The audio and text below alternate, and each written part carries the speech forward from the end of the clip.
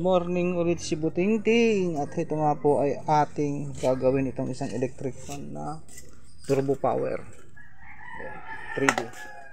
So nakita po natin na ito napakadumi. Tinanggal na po natin yung kanyang gear para malinisan. Tapos po ang napansin ko pa po dito sa kanyang itong capacitor nyo po kasi ay mababa na ang kanyang microfarad. Ito.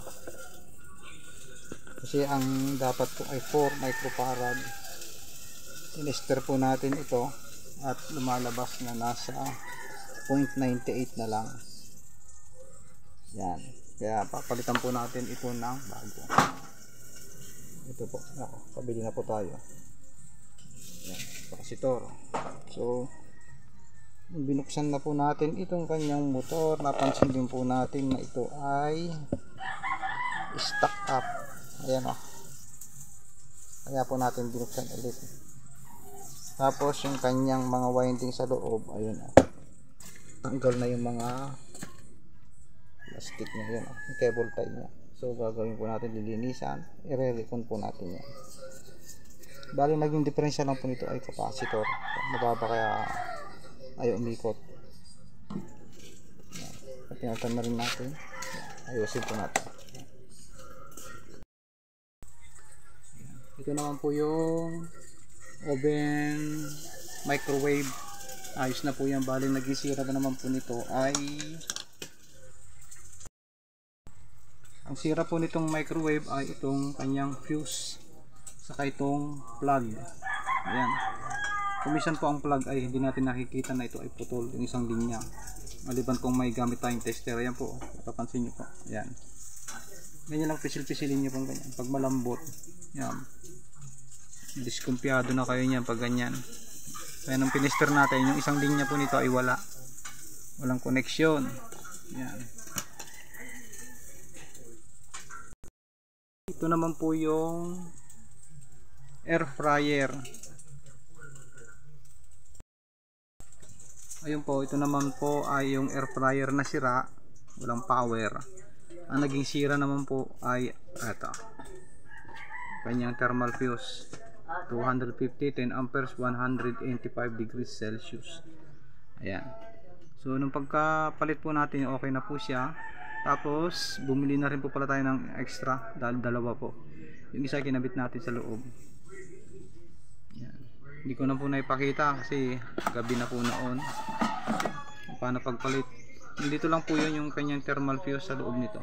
Ayan, nandito sa loob niya, sa gilid, nakaganon po yung wire nya. Dito po sa may lugar na yan nakaipit. Yan sa lugar nito. Nandun po yung kanyang thermal fuse. Nakaganyan po yan. Madaling makita naman po pag yun yung gagawin. Yan. Ngayon po itatry natin para naman kung nagana na o hindi pa. Pa-plug po natin yan. Yan. Pa-plug. Tapos to. Ayan o. Yan, may indicator light na po. Mahugong na. Mandar na po yan. Natin yung microwave oven po. Ito. Pa-plug po natin. Yan. Ayan, tumunog na. Ayan. Meron na po siya.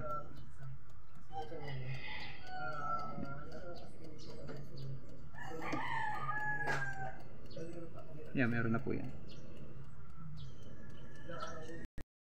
Sira lang po talaga nito ay mga lang po, malilit na kon lang.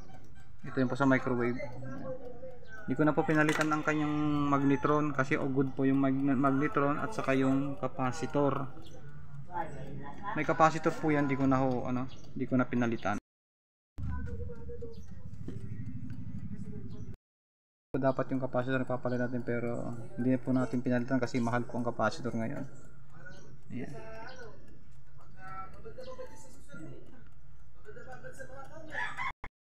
Nga ito ay galing po dito sa ating kinahoy na Ayan, sira din yan. Baling sira naman nito ay motor. Ginawa ko lang po yung mga dapat importanteng magnetron saka yung capacitor. Yan. Okay. Okay, salamat po ng marami at shout out po nga pala kay Barry Bernardino na ating tagahanga dyan sa kabilang bahay. Shout out Barry Bernardino.